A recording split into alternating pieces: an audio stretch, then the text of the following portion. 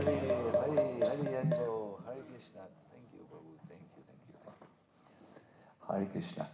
So welcome to this session, the last session of our Little Holy Name seminar, where I do hope to enrich your understanding of chanting with a very nice and long expected component in the chanting.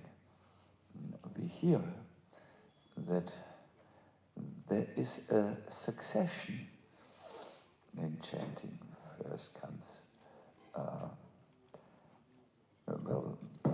Dham, then comes Rupa, then the Gunas and the Leelas. You know, when we speak about Krishna is identical with the holy name, then this is the succession in which we realize him. I think I said it before. Once Srila Prabhupada heard a devotee saying that Krishna is in the holy name. And he strongly disagreed. He asked the devotee in almost a challenging way, where in the holy name he is. At the bottom, in the middle, in the upper part. And then he corrected the devotee and said, Krishna is the holy name. He's identical.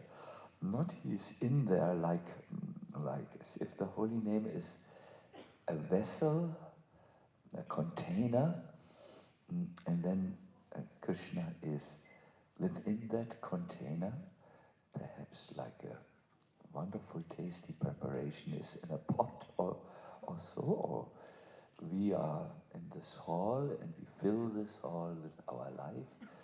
No, Krishna is identical with the holy name. And my dear devotees, if you think about this and then go back to your experience, do you see Krishna in the holy name? I think we would have to say, no, we don't see. What we perceive in the holy name is the sound that is registered by our ears. When there is kirtan, we hear perhaps the melodies and instruments. But Krishna totally escapes us. Isn't that the case? So, it's only possible, my dear devotees, to understand or realize that Krishna is the holy name if you develop love. It's just like a person. Krishna taught me a lesson. I went out of the property to answer the small call of nature outside of the property, and I saw a little later, I became aware of a devotee who was walking up and down and chanting japa. And I remember he was chanting next to three-wheeler, these are motor-driven rickshaws on three wheels, where there was a Bollywood hit. I don't know if it was a hit, but the Bollywood music turned up fully. And I became for a moment judgmental. I thought, oh, these devotees, most probably who would choose such a place for chanting? Only a lover of Bollywood music. doing with these holy name retreats? We just have the wrong audience, and I was going into my frustration mode. And then, yes, next to the Bollywood music, there was the ideal spot to answer nature's call. It was shady, it was well protected from the views of outsiders.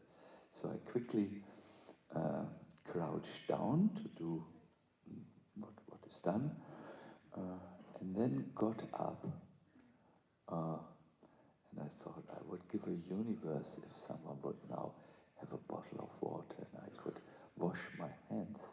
And do you know what I saw? The devotee whom I had misjudged as a lost case for japa, because he did not choose the right environment even. He was there and he had a bottle of water. This devotee had, later I noticed this devotee was there when I left the room,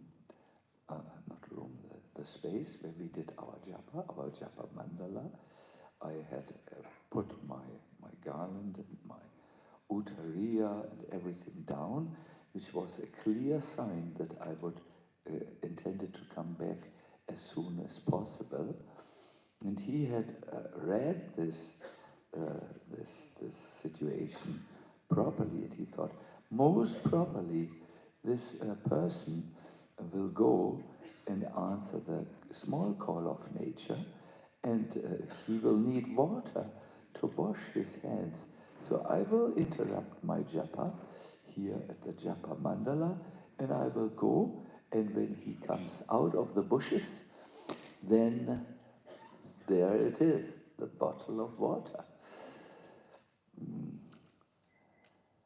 And I had misjudged him in one mindset, but then when I saw him offering the water and afterwards paying the obeisances, then I thought, this is a saint. He's serving, he wants to serve. And by this, when I felt this affection, or let us say gratitude, this feeling coming up, I understood the devotee and the devotee's mind. Before, I had not understood him. Without affection or love, and this is the point I would like to make, you can't really understand a person. You can't understand the creation of God. You're just misjudging everything.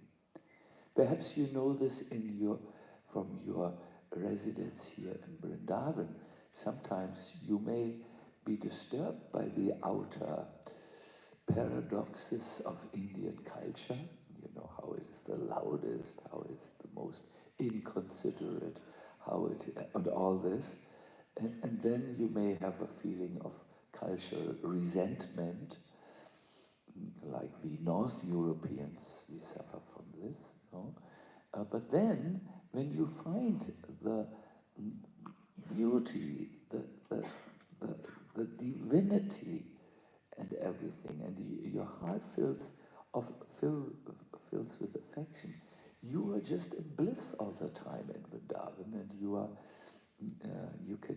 feel, oh yeah, I understand why this place is praised above all other places. No? So we have been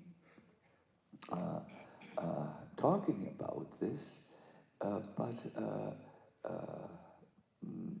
I feel our ways how to awaken the love for Krishna's holy name has not yet fallen on fertile ground.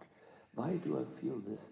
Because your kirtans sounded so sleepy just a moment ago. So I would like to go one more time through what I tried to teach here. No, I will do this in the very end, the summary. I will go now into what I consider the very best way of awakening our dormant affection. We will talk about lust today. Oh.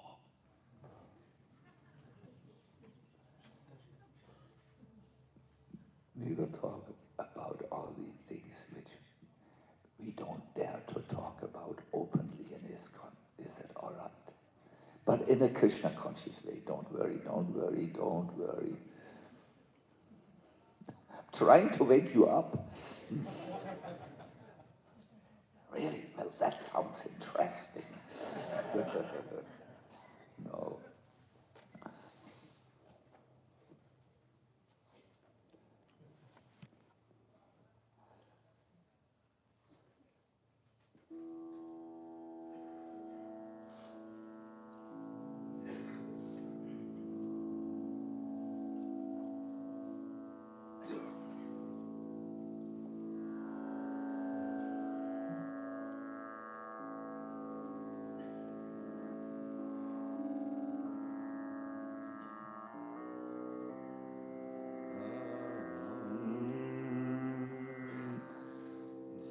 Let us fold our hands.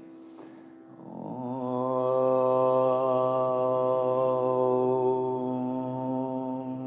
Namo Bhagavate Vasudevaya.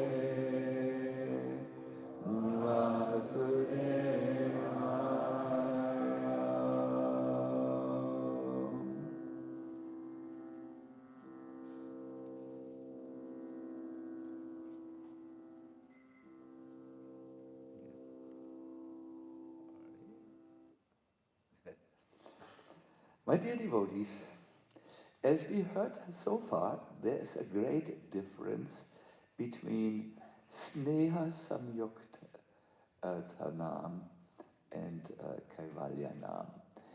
We remember Jiva Goswami's glorious purport, where he said, Kaivalya name, that is only chanting mechanically, will at best free a person from from hell. It doesn't have to go to hell. Whereas Sneha Samyuktanam, when you chant with Sneha, the holy name, Krishna will take note of the devotee, and as a result, he will actually decide to take the devotee to him, or to reveal himself to the devotee when the devotee is still in this world, and give him the opportunity to directly associate with him and serve him, like massaging his lotus feet,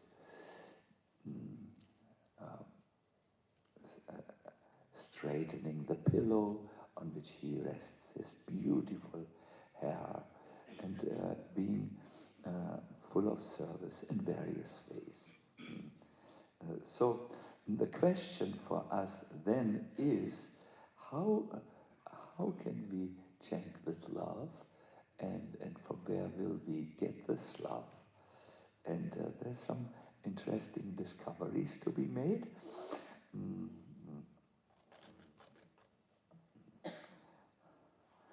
The devotee who is chanting out of love is described in the Bhagavatam.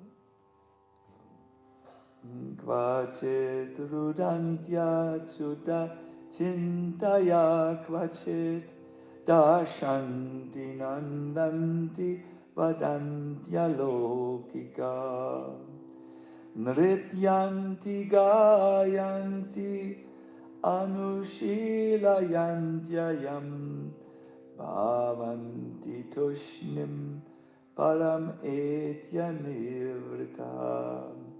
You will find a devotee who chants in love of Godhead, just as a description, as the goal, and then we will see what it could be for us to reach the goal. We will actually also meditate today. So when a devotee has achieved love of Godhead, when the devotees, plural, have actually achieved love of Godhead, they sometimes weep loudly because they are absorbed in thought of the infallible Lord. Sometimes they laugh. This is chanting, you know. Feel great pleasure. Speak out loud to the Lord. Come, come, please come. Dance, they dance actually, or sing.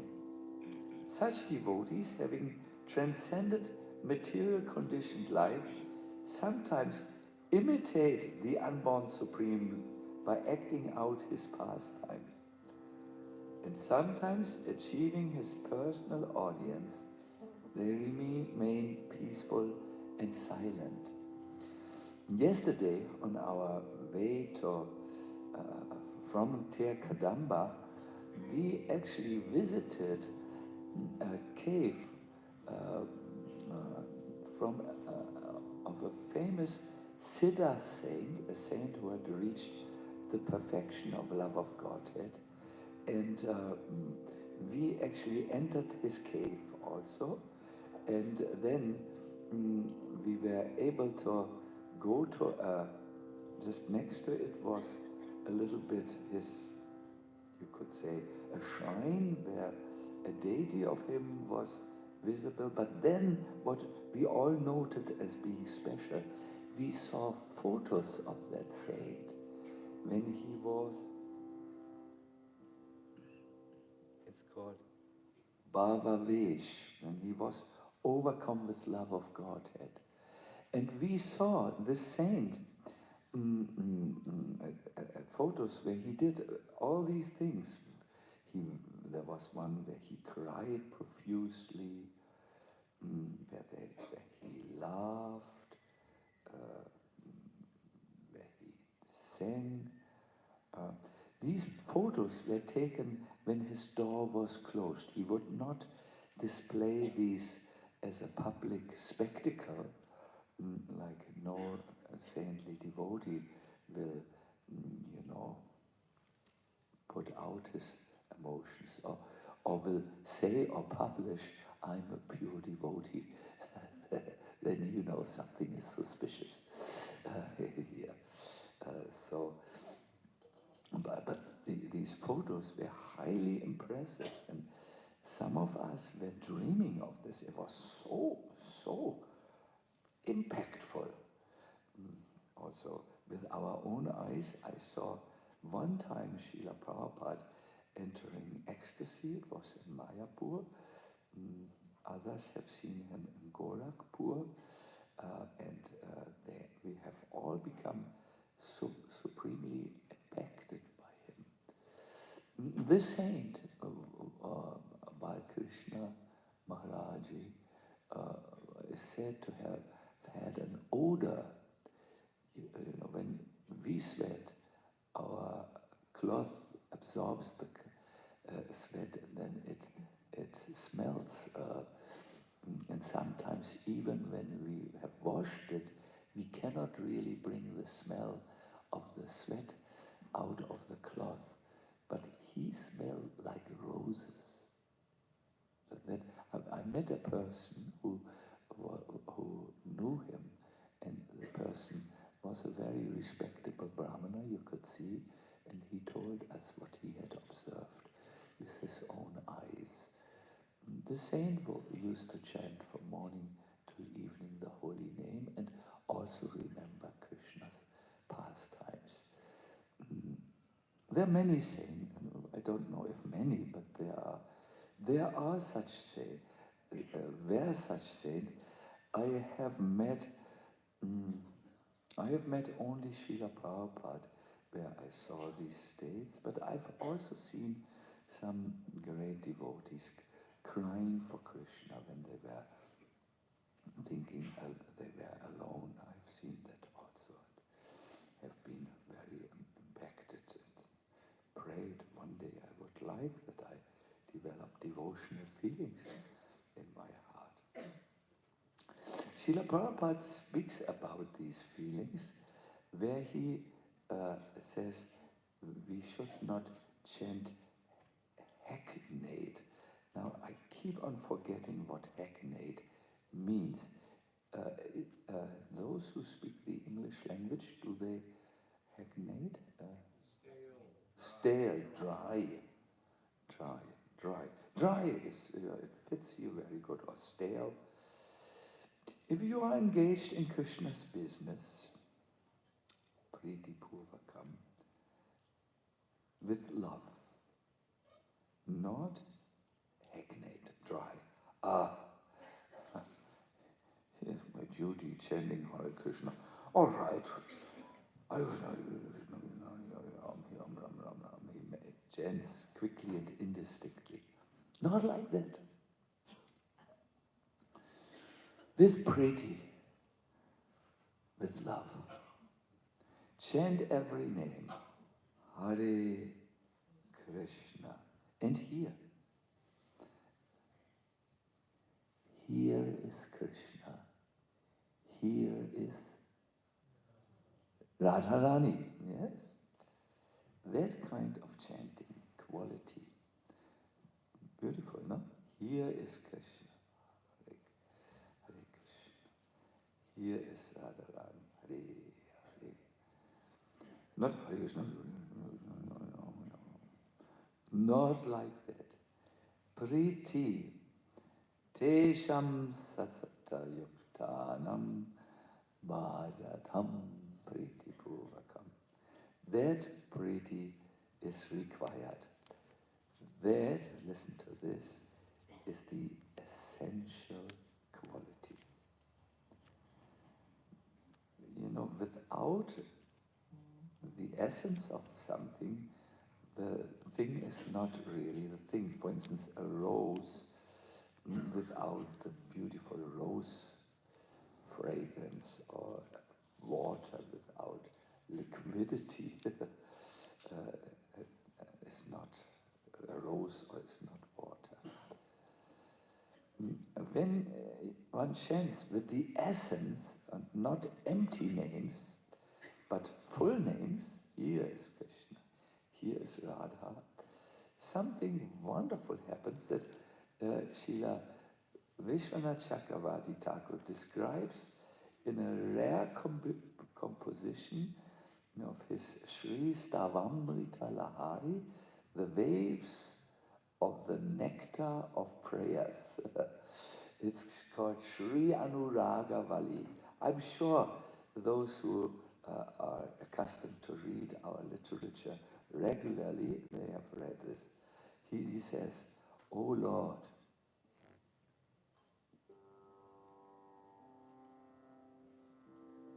give me 10 million bodies, and in each body 10 million mouths, and in each mouth 10 million tongues." Wow, this is a big number, you know. So 10 million bodies, and each body should have 10 million mouths, and in each mouth 10 million tongues.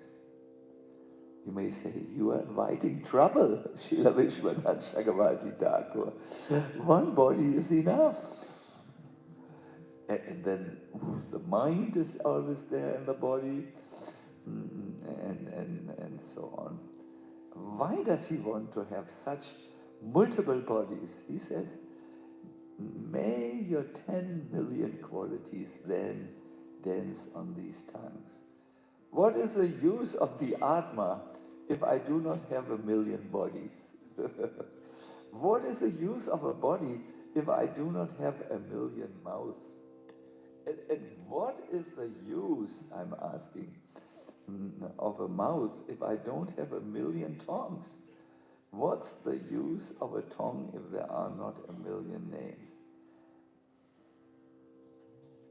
May my Atma exist in 100 bodies. May each body have 1,000 mouths. May each mouth have 100,000 tongues. May each tongue chant 1,000,000 of your names. My dear devotees, this is a love-intoxicated person.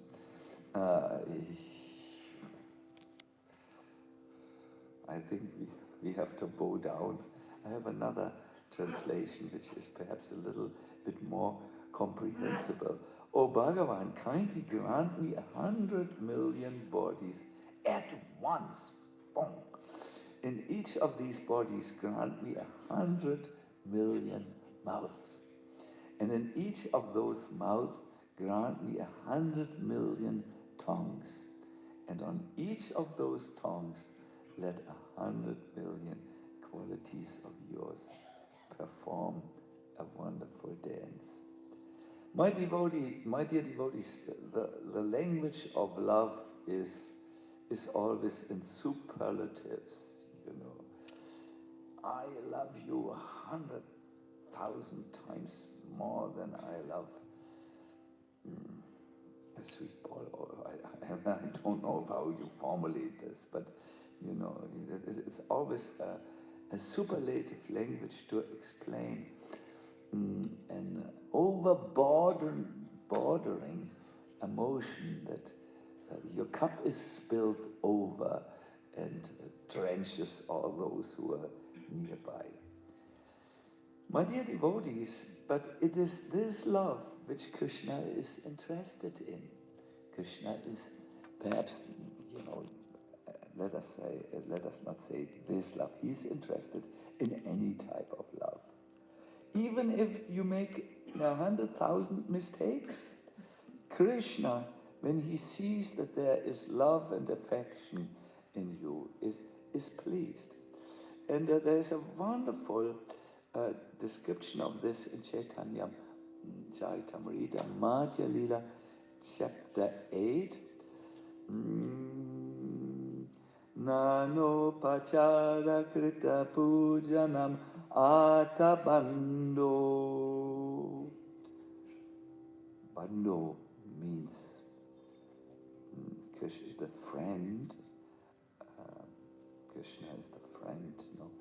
Premnaiva bhakta hridayam sukha vitrutam syad yavat asti jatare jarata pipasa tavat sukhaya bhavato nanubhaksyapeya. The heart of Krishna melts in bliss only when there is genuine love in the hearts of the devotees. Krishna's heart does not melt when he's worshipped elaborately with various paraphernalia. And then an example is given that shows you why Krishna only happily accepts an offering of love. The example is food and drinks appear pleasing to an individual only to the degree that they are hungry or thirsty. Love in the devotees or affection or some joy makes Krishna hungry or thirsty to accept the offering of a devotee. But if there is no love, Krishna is not interested. You all remember how Krishna preferred to eat the simple meal of, what was it actually?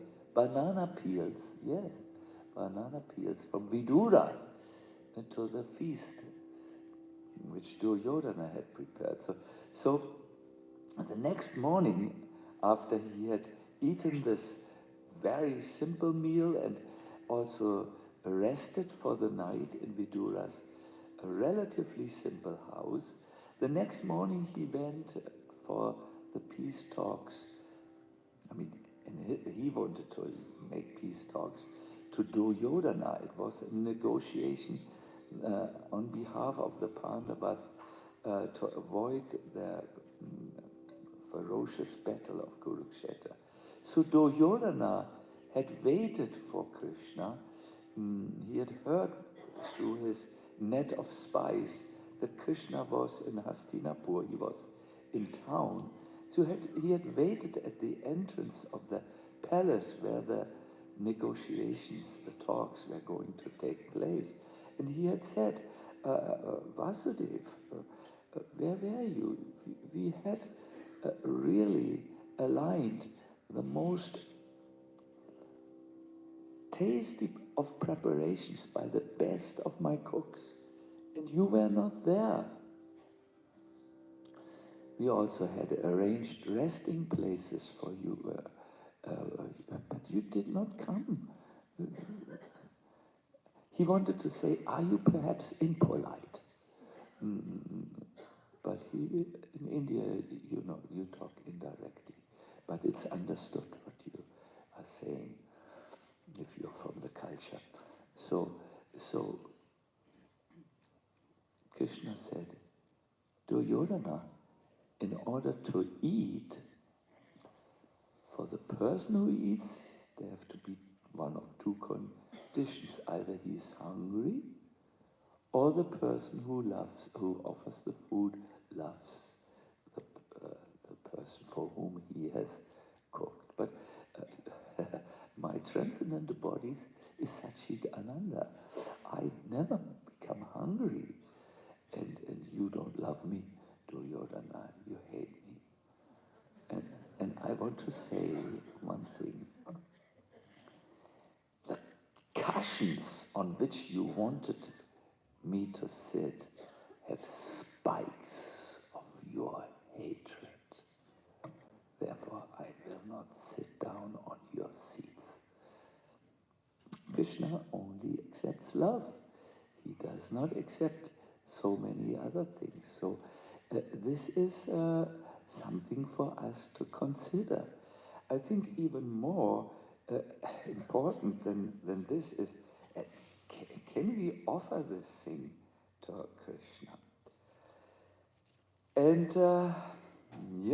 there are various answers.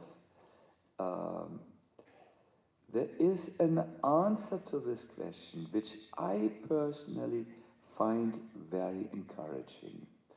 You must know our philosophy is multi-layered and very complex, and I always search for those areas in our philosophy that I can apply in my life to my own sadhana and my own life. So I would like to share with you a prayer. Jiva Goswami describes love as something which we all know.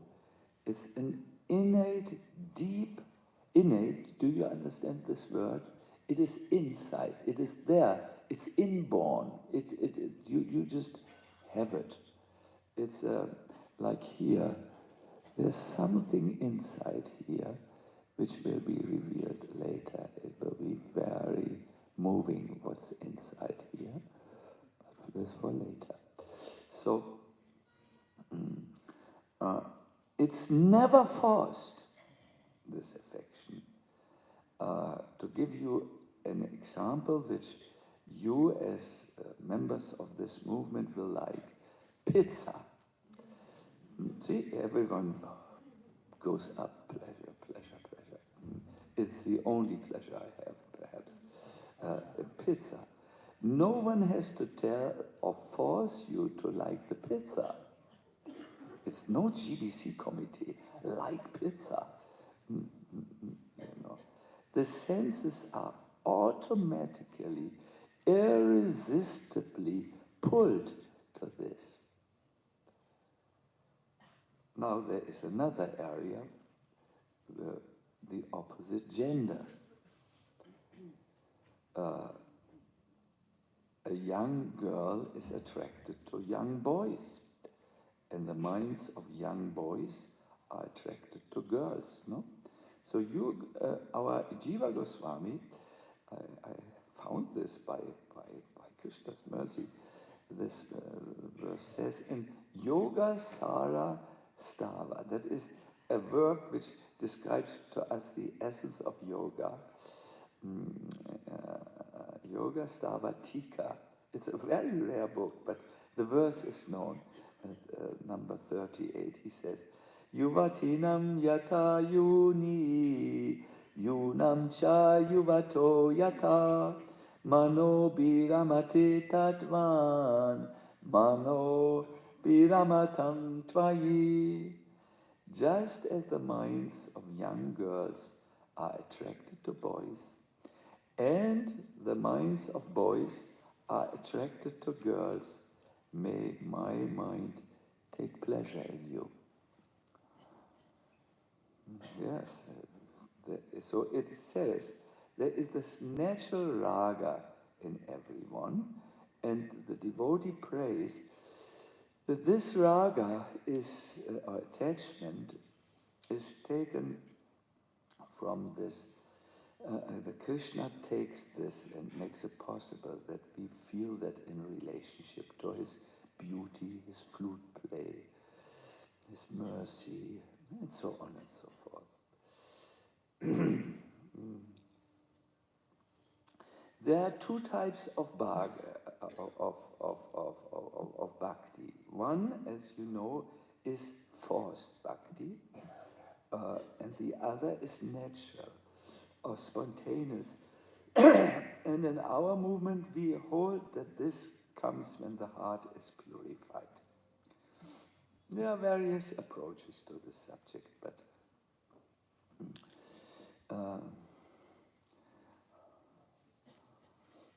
when an individual's proclivity for bhakti arises exclusively due to the dictations of Shastra, then bhakti done with such proclivity is Vaidhi bhakti. I want to give you an example which we discuss in between my assistant and myself, Krishna, myself.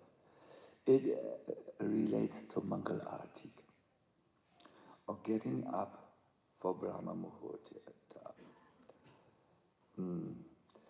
One way or reason for someone to get up is, if I'm seen consistently, not during Mangal Arati, it is known that I'm not a morning person. And perhaps I'm not respected in our community. I must get up, I must beat myself out of bed so that I don't receive the punishment of neglect or criticism. This is one motivation for someone to get up. I sometimes have this motivation, I must tell you very honestly. Oh my God, I'm a sannyasi, and if I'm known as the sleeping sannyasi, then no one will go on my Instagram any longer. So better, this is material motivation. It is not spiritual, it is not safe. However, if someone feels, wow, I've not seen Radha and Krishna for a whole night now, and they give their first darshan on the altar, there, then and there. Wow, let me fly. What's about shower? If time is there, I will take. If not, I will fly nevertheless. There, because, So this is another type of bhakti which arises from spontaneous attraction. You could call it spontaneous spontaneity, no? And I think we all know these two types in our lives. There is moments when we only do things out of duty and out of fear, perhaps, of punishment. But there are also moments where we really do things out of attraction. And Prabhupada spoke about these two types of bhakti in Vrindavan. It's often quoted by, I've seen in books of Shivaram Maharaj, and here's the quotation for you. The more you are engaged in devotional service, the more your senses become pure or uncovered. And when they are completely uncovered, without any designation, then you are capable to serve Krishna. It means directly, you know. This, he talks about what we do ordinarily. This is apprenticeship. Vaidhi Bhakti. Do you understand apprenticeship? It's what you do when you learn, when you are in the learning process. Real Bhakti, Para Bhakti, oh, that is Raga Nuga Bhakti, not the Raga that follows the mood of those who love Krishna already. You follow the mood.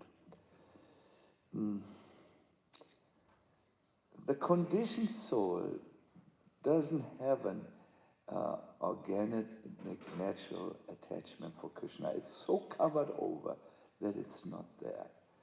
However, when such souls hear about the ragatmika, that means the devotees who have raga in their very self, attachment in their very self, when they hear about the ragatmika residents of Vrindavan, that is devotees who are filled with affection towards Krishna, then they desire to obtain such devotion, or then the desire to obtain such a devotion is awakened, it arises. This desire is also called lobha, or the intense greed to attain the mood of an existing eternal associate of Krishna. I would like to give you a little example. So the idea is this lobha lies, this greed or intense eagerness lies passive in the heart and becomes triggered when we hear about the devotees engaging in service to Radha and Krishna. There is this greed, which is, I think, what those, we have some advanced devotees, or many advanced devotees, and some of you have this as a temporary manifestation. It's a passing thing. Bhaktivinoda Thakur says there is a type of lobha which arises spontaneously and then disappears. Such momentary lobha is called shanayi lobha. But then there is the innate or persisting natural lobha that doesn't go. No? So there is a shadow also, that when a devotee is becoming all of a sudden very inspired. I think or I hope it has happened at times for you here, that you felt, wow, this is good. This is what I want. So, but again, this lobha is developed when you hear about great devotees. And I will give you an example in a moment. It will become very clear. Don't worry, it's not theoretical. Little theory, then we go. In Gopal Champu, there is an amazing statement by one devotee. He says, neither Hari himself nor the king of the cowherds. Who?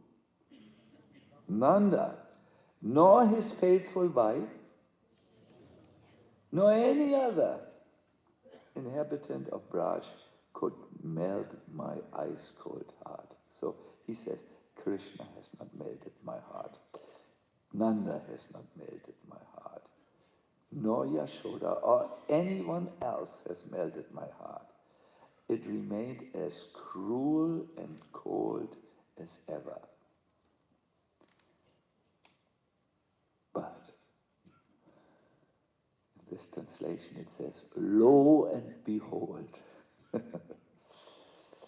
As soon as I began contemplating the way the inhabitants of Braj love for Hari, and the loving way in which Hari reciprocates with their feeling, I felt my icy heart start to melt in the fire of their love. Let us make it in simple English. I think, like me, English is not the mother tongue of many of you. So I could not, whatever I did, I heard about Krishna. I came to the Govardhana retreat. I heard all these things, and yes, my faith was arisen. I thought these are Prabhu, such a good heart. It must be true what he says. I've forgotten most, but I know when I sat there, it did something with me.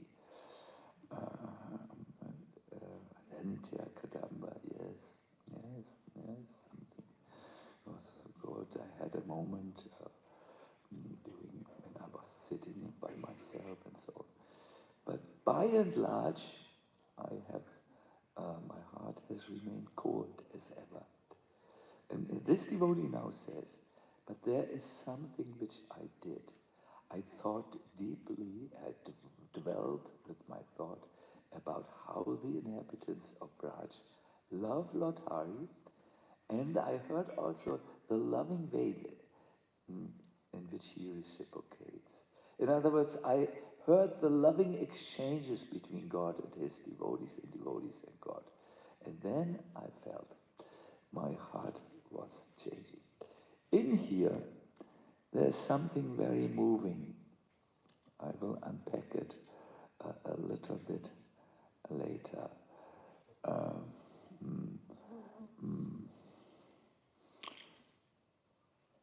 I only got it with great difficulty. It is related to a very moving pastime of Lord Krishna and his devotees. It's when I visited one of my best friends, he had this on his altar, but it was uncovered. And it immediately caught my attention. And then he explained to me what it was. 4 days before Krishna was taken by Akrura out of Vrindavan, it was 4 days or 5 days, he was herding cows with his cowherd friends and associates. And all of a sudden, Subal Saka shot a question at him. I can only express it like this. He asked,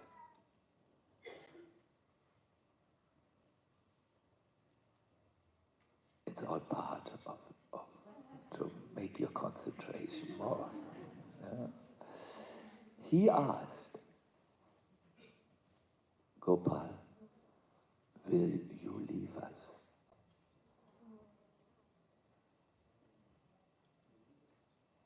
This question that came out of, in the midst of the intensity of playing, frolicking, dancing, singing, joking, Subal Saka had become still and he had looked with an eyes that implored Krishna, Gopal, will you leave us? And this question entered the Lord's heart like a thunderbolt. He knew in 4 days he would go and leave Vrindavan. How did Subal ask such a question? Well, a day or two earlier, something very disturbing had happened. Like on many days, Krishna had waited for the gopis at Dangati when they came carrying their pots with fresh yogurt, fresh butter to sell in Mathura. He had jumped out from nowhere and had stopped them. Stop! You need to pay me taxes. And the gopis, like every time, had said, you are not authorized to ask for taxes. There was never a tax station. Krishna pointed up, he had built a beautiful tax station. A little thing, like this. Gopal, this is not the tax station, that's your own invention. So Krishna had become apparently temperamental, and he had taken his stick and poked a hole in one of the yogurt pots, and the yogurt came out and fell on the gopi. And the gopis called out in protest, "Is this how you show strength? To go to weak ladies when no one is around, no elder, no cowherd boy, and then by sheer muscle force extract or steal yogurt? If you are strong,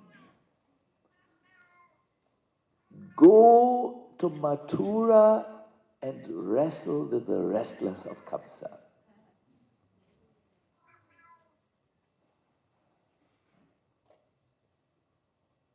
So Krishna had become very serious, and he had said,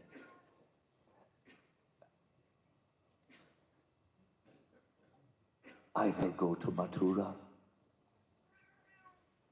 I will dethrone Kamsa and kill him. I will wrestle down all his wrestlers, and I will never return to Braj.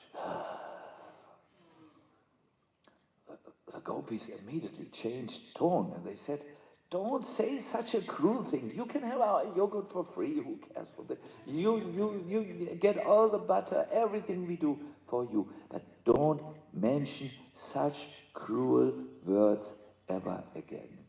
Out of love and affection, they said. And Krishna heard that here were his dearest devotees, ready to offer everything for his pleasure. So Subal-Saka must have heard about this conversation. He must have heard about the unusual behavior of Krishna, who had become so solemn. So, solemn is the English word, I think. So composed. And it said, I will go and then I never return. That he asked and asked this question, will you leave us, Gopal? And that time, Krishna stopped everything, and he touched the ground of Braj like this. There were actually rocks. He touched the rocks, and he said, my dear devotees, on the fact that I am Nanda Maharaj's son, Nanda Tanuya, and that I'm a cowherd boy who takes of the cows, I solemnly promise and swear an oath that I will never leave the Brijbasis who love me so much. I will never leave Vrindavan. I will never leave those who love me. My dear devotees, the place where he touched the ground, the rock, this is a little particle of the rock. It is a love rock, if you so want. No? Can you see it? It is a little particle. And this devotee friend of mine, he keeps this rock from this place on the altar. He worships it, because with it he worships the promise of Krishna, that Krishna will never leave the devotees. So if you hear about such things, the loving relationship is between Krishna and his devotees, my dear devotees, then you also feel that something is awakening in your heart. Oh yeah, I would also like to be affectionately bound to Krishna. I'm tiring out, I'm getting older, time runs into the river of time runs into the ocean of death, it approaches there. I want my love, or my life to be imbued with this. So when this feeling which you get by hearing about Krishna and his pastimes gets a little bit more concrete, my dear devotees, then it turns into a strong desire.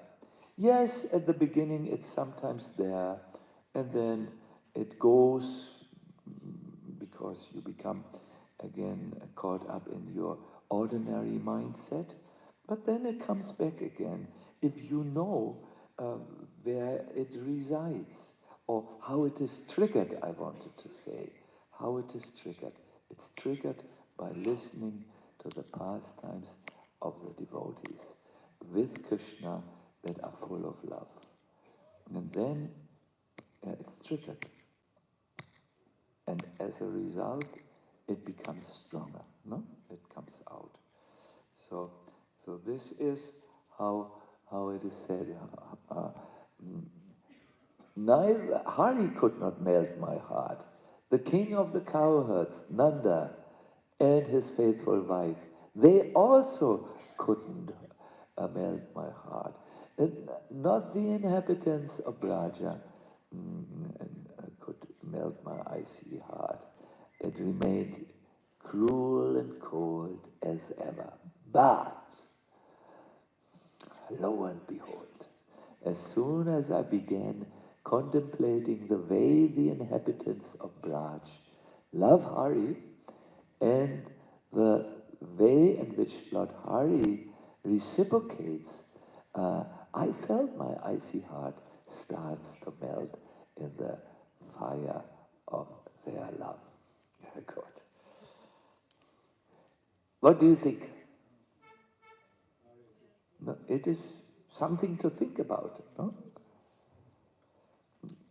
Such hearing will not only purify your heart, but it will trigger something, it will awaken something. What happens is, yes, now let's hear a little bit something far out. There is a spota that suddenly arises in the heart. Spota literally means an explosion of meaning. It's like that sound. It just bang, comes like an explosion of meaning. And it's all of a sudden there. Have you seen the explosion, during Diwali? Go to Radhakund, where the Bengalis are. Bengal is known for quarreling and for fireworks, So Bengali fireworks in my childhood, those were the best ones. So they explode with colors and so on, at the Diwali time. So when you hear good spiritual scripture from good sources with good devotees, then it suddenly something arises in your heart and becomes clear. I think we all have made in our own ways some experience. And this gives rise to a spurti, that is a brief meeting with Krishna in the mind, either in the waking state or in the dreaming state. It is brought about often by feelings of separation. Oh my Krishna, oh my Krishna. And then you hear about Krishna, then it's there for a short meaning, the smile of Krishna and so on. And such spurtis, temporary things, result in happiness that temporarily mitigate the sorrow that you felt earlier in the separation from Krishna. So what I thought we would do now is we would invoke Krishna in our hearts through a meditation. These meditations will have three elements. We will first of all do mana samharanam, withdraw our minds. Then, what will we do? We will hear from Prabhupada about a meditation that he introduced to us in Geneva in 74. I remember, wow, that went like wildfire through the European telex machines, you know.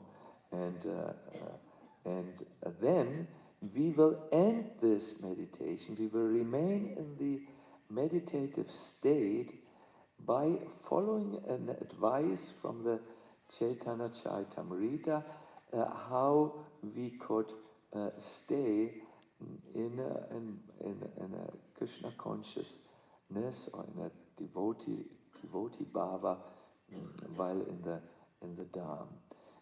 It says there, one should congregationally chant the holy name of the Lord and reside in Vrindavan. We will do, we are already in Vrindavan, we will chant.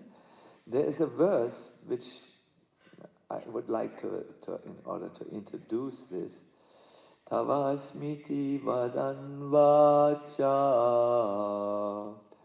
tataiva manasa vidam tatstanam ashritam tanva modate sharana gataha. Sharana gataha means to move forward, to take shelter, no? One whose body is fully surrendered takes shelter at the holy place where Krishna had his pastimes. I don't know how surrendered you are. I'm not yet fully surrendered, but I'm thinking about surrendering more. And such a person who takes shelter at the holy place where Krishna had his pastimes, he prays to the Lord. And he says, my Lord, I am yours. And he understands this within his mind. My Lord, I'm yours, and enjoys spiritual bliss. So we will have these elements also. I want to now see,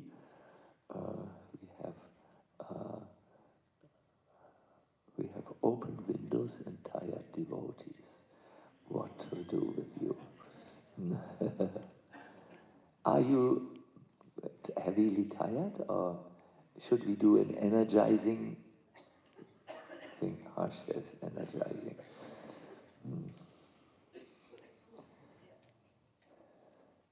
Are you afraid of sweat? No, you're not afraid.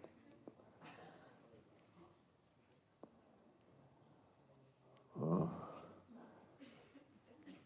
But I can't do anything very wild because you would get. We need to meditate afterward.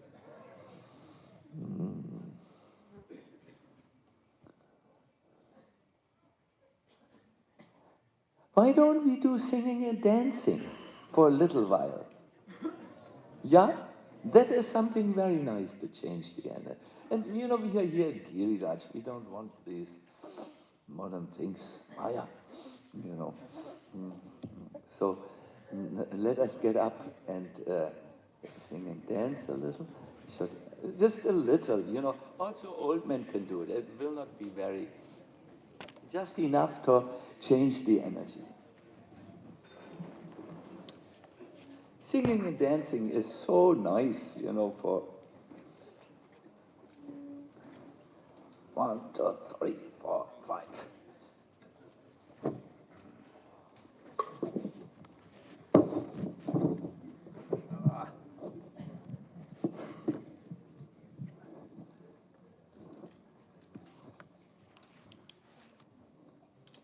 So we can just, you know, chant like this, and that's very nice.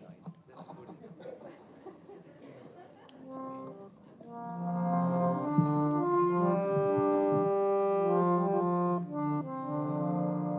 That's too pious.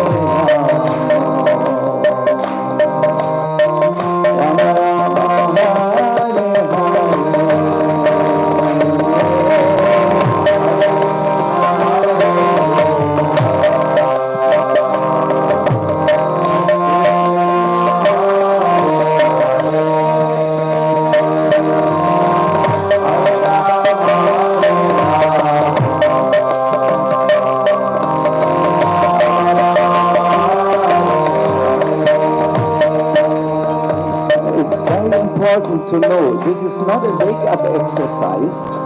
It's what the scriptures describe. Devotees should come to the holy Dham and sing congregationally the glories of Krishna. Yes? So we are glorifying Krishna, and that's why we sometimes make this. So please sing now. Hare Krishna, Hare Krishna.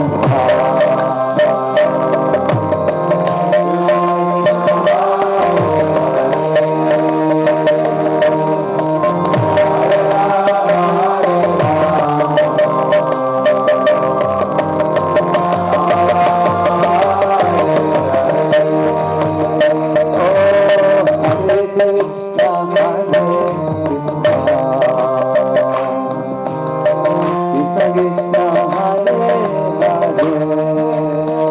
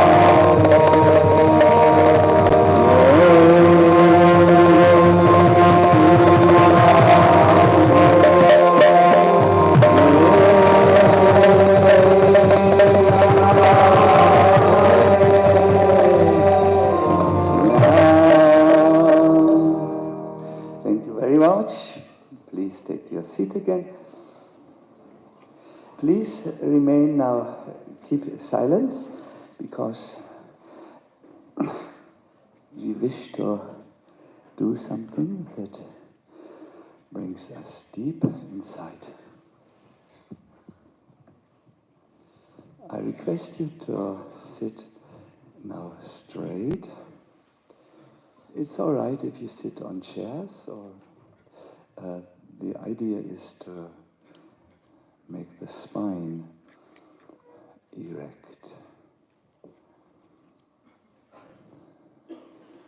Kishore Gopal has opened the windows, so there's good air circulation at the moment in the room. I want to hint to you, many of you will cough. That is natural. Please don't feel anything bad. It happens when the organism is relaxing, and then any tension that is kept in control or under the water, so to say, will come out, and no problem. It is natural. So just do a simple centering exercise. We will be a little bit silent and just go through our physical body and just scan it and see, or get in contact with the life within the body. Bring your attention to your toes, please. It helps if you move your toes a little, then you know where they are. And then move your attention to your knees. Feel your knees, the place where your body touches the ground or the chair. Move up your upper body, from the back of the spine to the upper part of the body, the shoulders, your tummy, your chest, and both of the arms.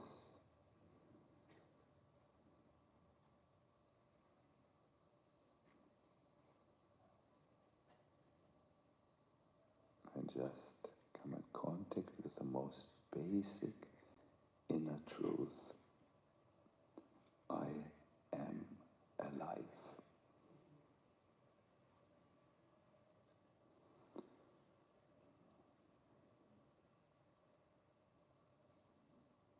can feel your legs.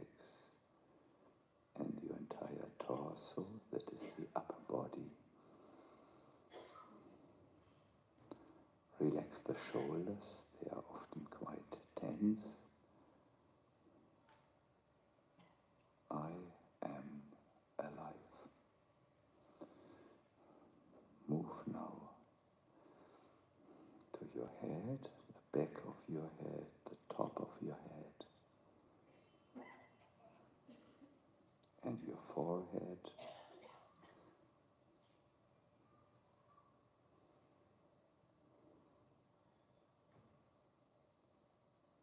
The eyes, or better, the caves of the eyes. You know, the place where the eyeballs are embedded. And relax this area.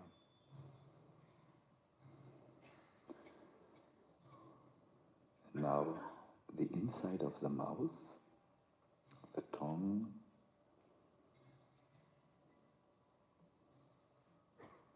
maybe you touch with the tongue the roof of your mouth, you know, the inner upper part of your mouth.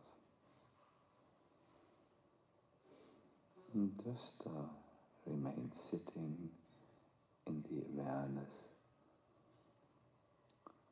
that you are alive, you are part of Krishna.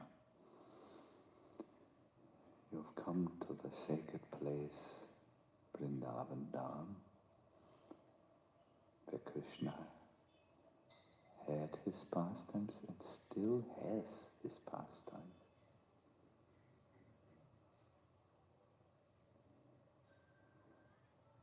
Move your attention now to the heart. It is here where the eternal soul, the self, the true self, resides, and simply pray to the Lord with this simple prayer. My Lord, I am yours.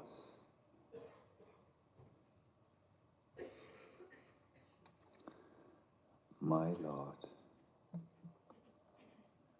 I am yours.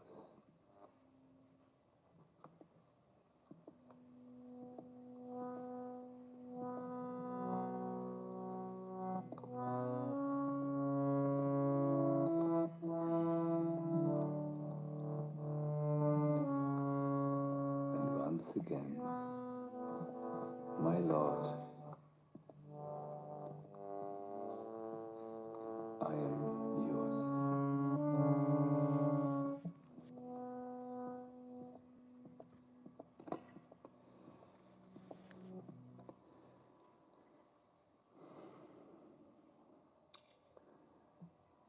Now try to follow Prabhupada's guidance in this meditation. He says when we chant Hare Krishna, we keep Krishna within our hearts. And he instructs us how to worship Krishna there. He says, you haven't got to make a very exalted throne for Krishna. But you can also imagine that in my heart, I have placed now a diamond throne.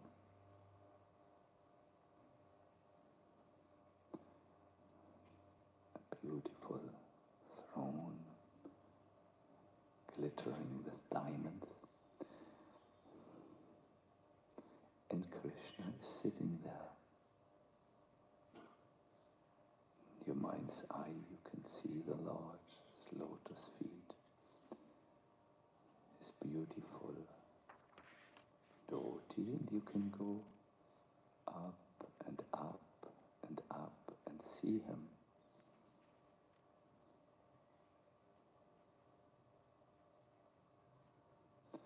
That is accepted, and actually it becomes true. Even if within your mind you think, I have kept one diamond throne there. very costly throne, because Krishna is coming. He will sit there. That is not false. That's a fact. Now you create such a situation within your heart. So now Krishna is seated. You can see him there sitting. Let me wash his feet with Ganges water or Yamuna water. We have all sat on the banks of the Yamuna or the Ganga. We can take a little water from there and pour them over Krishna's lotus feet. There's perhaps a little container where the water can assemble. Now I give him first class costly garments. Then I decorate Krishna with ornaments. Then I give him something for eating.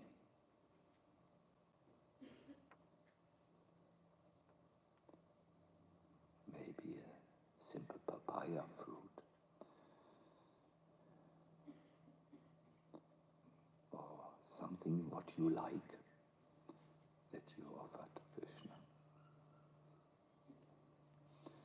Prabhupada continues, this is meditation, Svanta Stena Gadabrita. It's such a nice thing.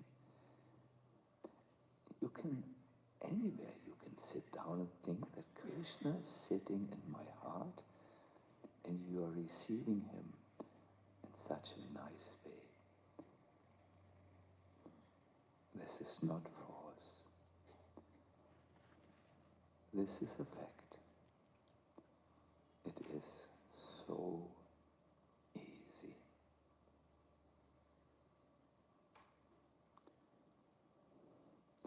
So we will think now, we will now sing, and as we are singing, we do engage in this very simple diamond throne meditation. It will work if you try it another time, so you have a wonderful throne for Krishna to sit down. And you receive him there. He has come a long way. You can think like this and wash his lotus feet. Give him beautiful dress like when you see Radha Syam Sundar, such a good dress. And you may offer him an item which you yourself like to relish. No? And all this you do as you chant. Hare Krishna, Hare Krishna.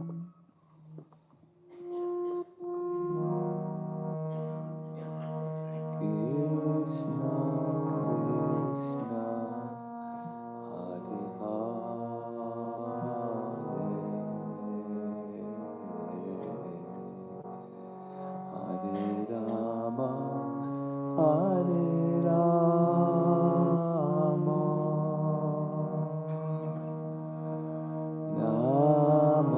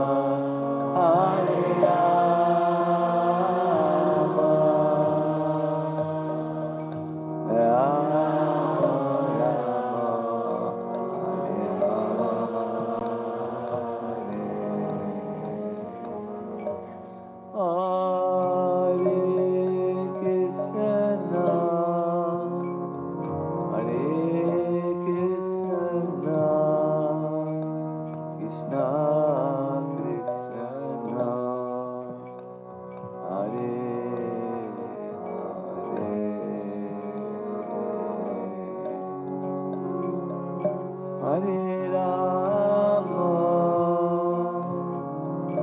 Hare Rama, Rama Rama, Hare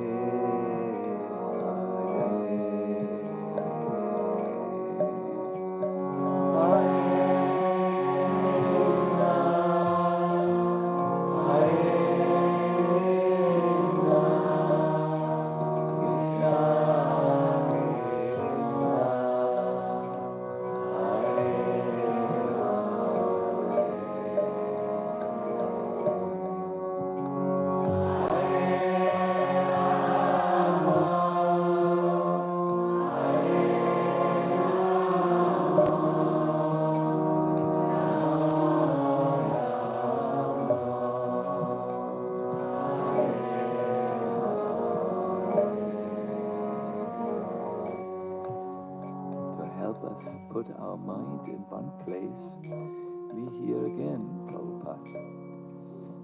The Hare Krishna mantra chanting means keeping Krishna always, always within your heart. Even if you think within your mind that I have kept one diamond throne, because Krishna is coming, He will sit there. Please sing. Hare Krishna, Hare Krishna,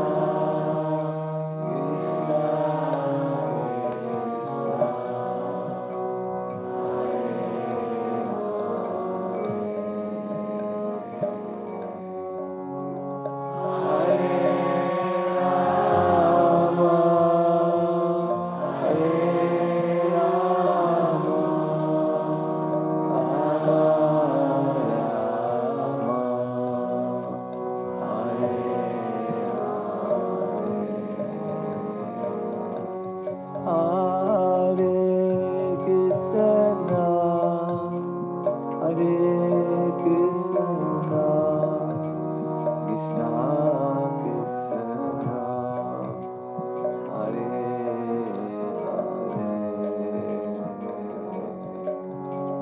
Hare Rama, Hare Rama, Rama Rama,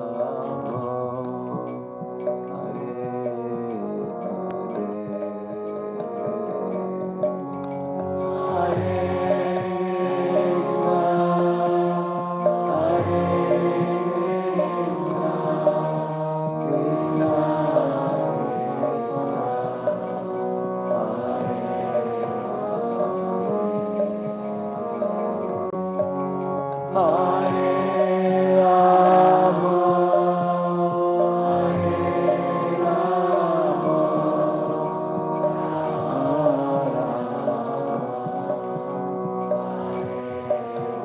Please chant one more time all together. Hare Krishna, Hare Krishna, Krishna Krishna,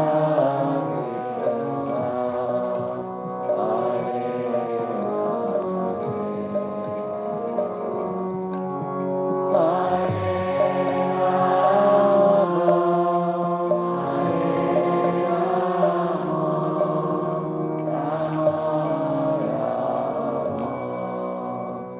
Hare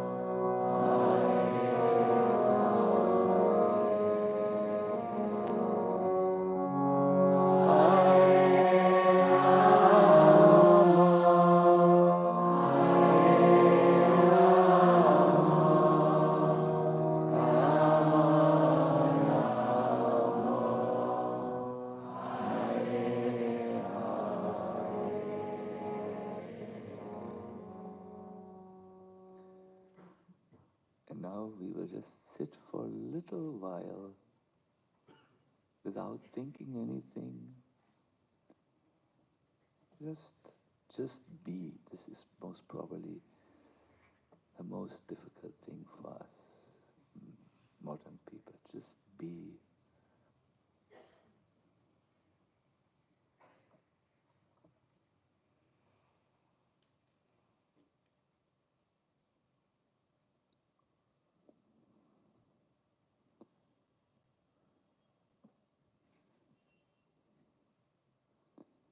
This just be, we mean just be in the space of I'm a part of Krishna. And Krishna is my unlimitedly kind master. Just remain in that awareness, perhaps.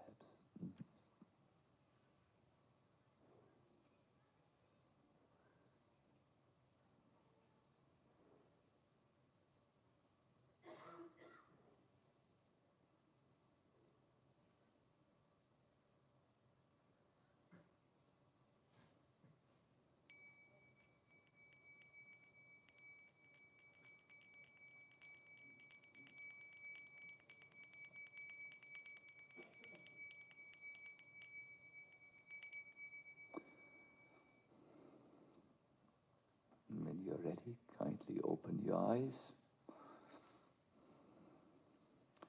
You might rub your hands a little like this. It brings some circulation, at least, in the hands. And you could put it on the eyes as if embalming, just to give you a little time to.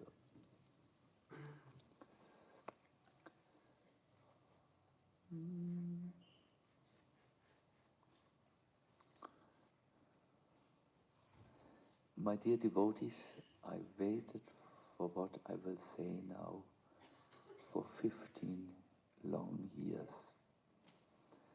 There was in our movement a time, a very painful time, when some of its most respected leaders, GBC men, highly respected authors of books, leaders of huge zones,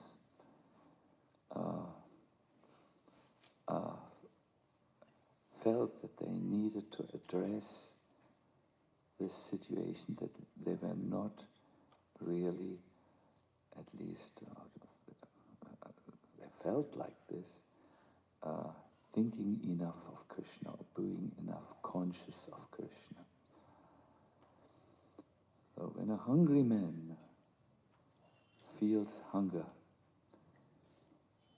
he will even go to the MVT restaurant, where not the most pure ingredients are used. When a spiritually hungry person goes, he will quickly go.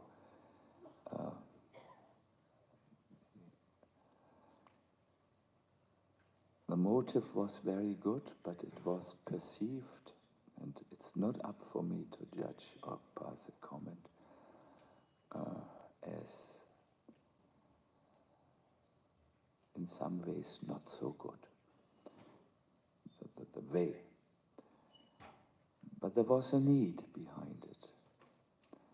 A genuine feeling by very devotees who were very close to Srila Prabhupada and so on, and who are in the most wonderful standing in our movement. Because they felt, and the leaders of the society felt, that this must be perhaps more thought, there must go more thought into it. They, at that time, did not continue in the way that they had chosen. But soon it came out in the literature, in some of the devotees' literature. Others suppressed this need.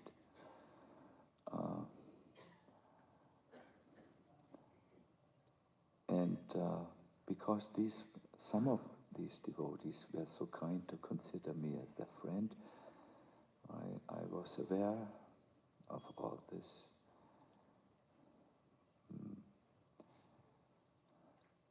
And I put the subject on a shelf for a long time. What is the subject?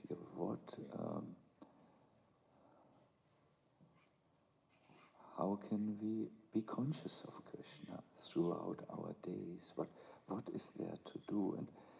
And what is with the third devotional service? There is Shravanam, Kirtanam, there is also Smaranam. It is, and what are with all these statements like this guideline for meditation?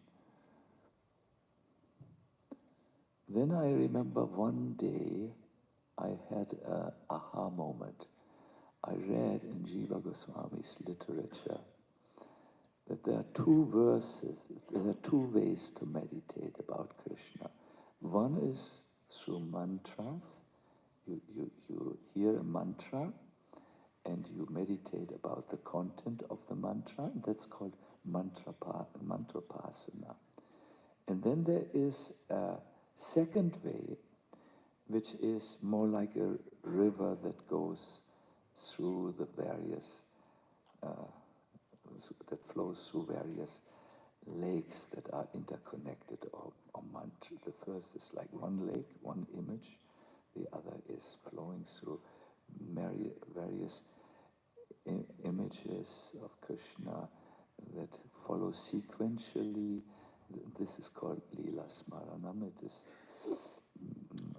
and so on. And the two mantras which Jiva Goswami gives for the first kind, the mantra pasana, are mantras which we chant every morning.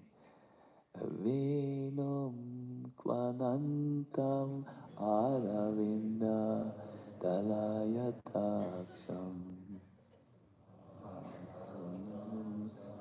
Sitam Buddha Sundarangam Kanda Pakoti Kaminiyam Vishesha Shopam Govindam Adipurusham Dhammaham Bhajami Govindam Adipurusham Dhammaham Bhajami.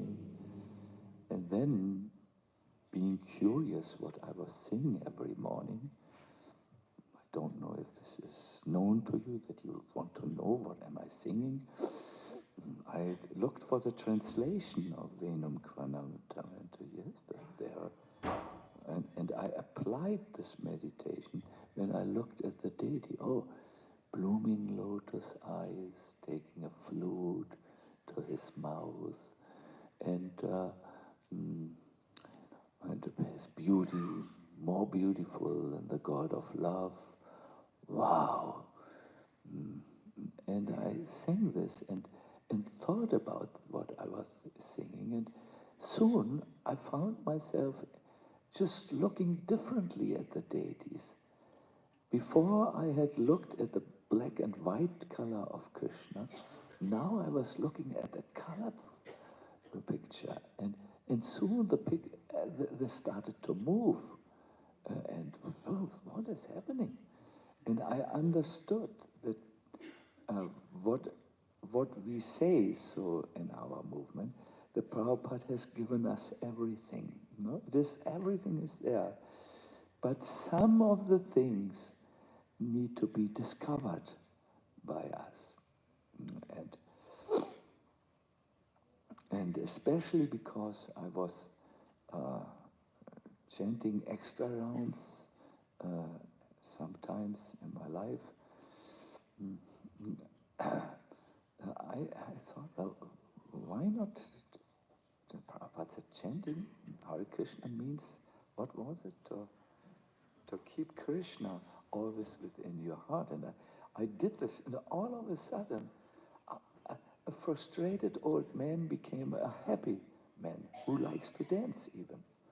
Mm, and I discovered, yes, this is wonderful, because it gives us taste.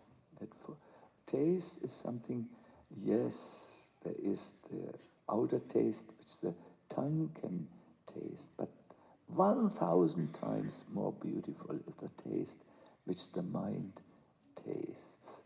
And millions of times more beautiful is the taste which the soul can taste.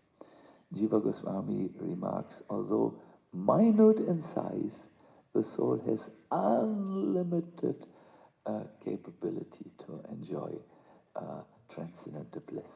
Wonderful, no? This is so small, but unlimited oceans are there.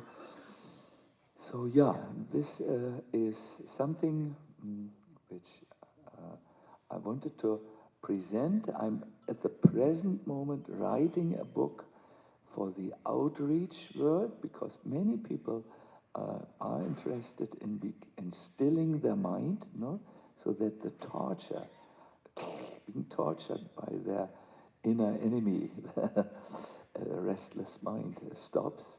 So I'm writing that, and I'm also writing a book for the devotees, where I present many meditations from our scriptures, from Prabhupada, and so on. And it is quite amazing what one finds. I would like to end with something which is from Bhaktivinoda Thakur. It's a beautiful narration. Can I read? You're so kind. Yeah, but who wants to say no? It's almost a mean question, because... Yes, so, it describes two devotees. One is known as Paramahansa, and he's seen as the father of a devotional community, though they call him Babaji, no? And he has a disciple who is known here as by the name Sannyasi Thakur. And this is a very advanced soul, Paramahansa, who follows Raghunathas Goswami. So one morning,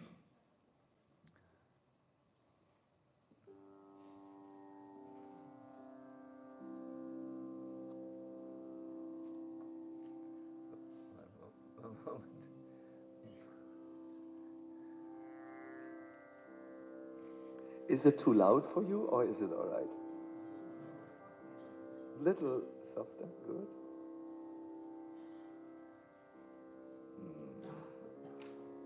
No. Morning needs deep tones. One morning. Yeah, in the morning time the voice is a little deep, no? One morning in the holy land of Godrum Navadvip, after performing his bath at the break of dawn, Paramahansa Babaji sat down in his Madhavi grove, was grown over with beautiful plants, to chant Krishna's holy names on his beads. By and by, the divine couple's early morning pastimes, Nishanta Leela, manifested within the Babaji's spotless heart. Because this was the time that Radha and Krishna parted company for their homes, Paramahansa experienced their pangs of separation, and he shed tears as his bodily hairs stood on end.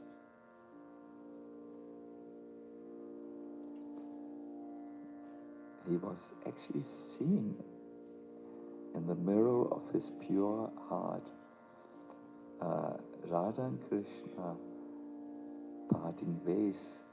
One road went to Vashana, the other to Nandagram.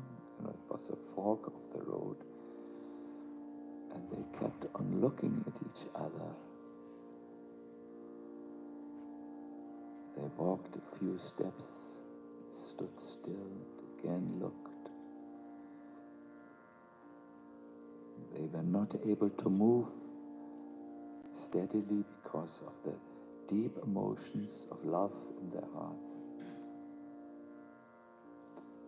In his meditation, the Babaji was situated in his spiritual, constitutional position. Seated beside his spiritual master was Sannyasi Thakur. And he looked at his guru who showed all these symptoms, tears and everything, and he was simply captivated. Suddenly, Paramahansa Babaji said to his disciples something which he saw. "Oh, silence that noisy monkey Kakati at once.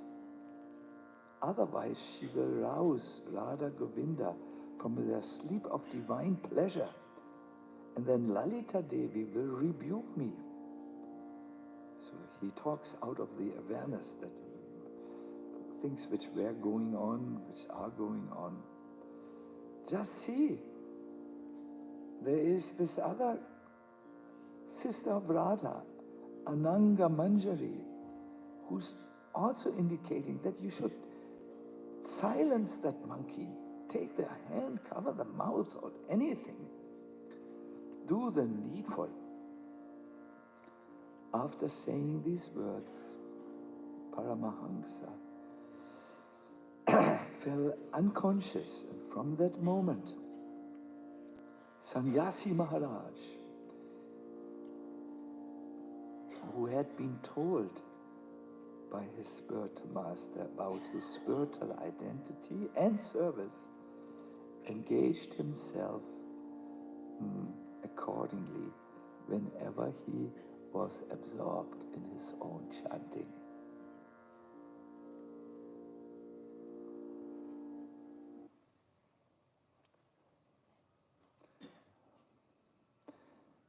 So this is, of course, a very, very, let us say, it may appear distant for us, but we can see where this brings us to, or can bring us to by the grace of Guru, by the grace of Srila Prabhupada, and the Lord himself, who has come in his most merciful form of the holy name, and who's revealing, as Bhaktivinoda Thakur says, it's opening the lotus of our heart, and the holy name, we will see the form, which some of the devotees do already. They chant, and all of a sudden, this form of suddenly manifesting visions come to them. There's a book, academic book, Experiences in the Hare Krishna Movement, where devotees have reported to an academic about their spiritual experiences. It is now prepared for the public. It's interesting. Most of the devotees' spiritual experience is they experience Krishna's arrangements in their life. But then next place is when they have dreams of their spiritual master, which have the ring of truth. And then there is another spiritual experience where they see what our tradition describes as spurta. You remember the sudden manifestations in the heart, which in the beginning may also go again, and then it becomes longer and more over time. Good. This was the last session I thank you very much. I will now look secretly at the wrist. Oh, so scandalously late. I'm sorry. I made a point not, and you were also late. You came actually here.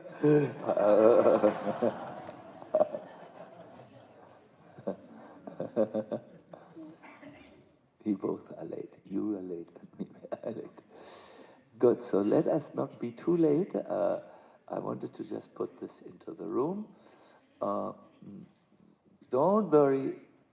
When you simply take one thing out, always remember Krishna and never forget him.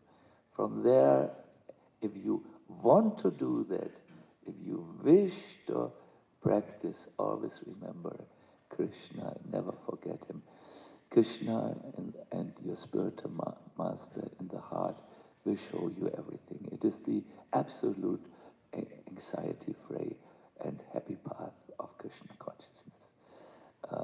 Some of the questions which you might have at this stage cannot be answered with words.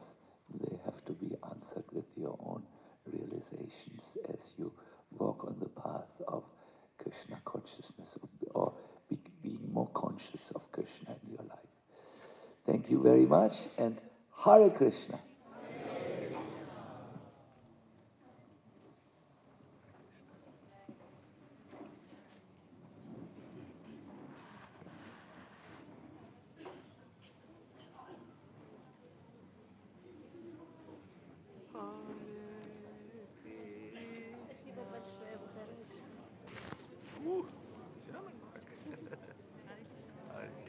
This is from Simantini. I forgot to give you. Oh, thank you. And you didn't drink your... Oh, good that you tell me. Please.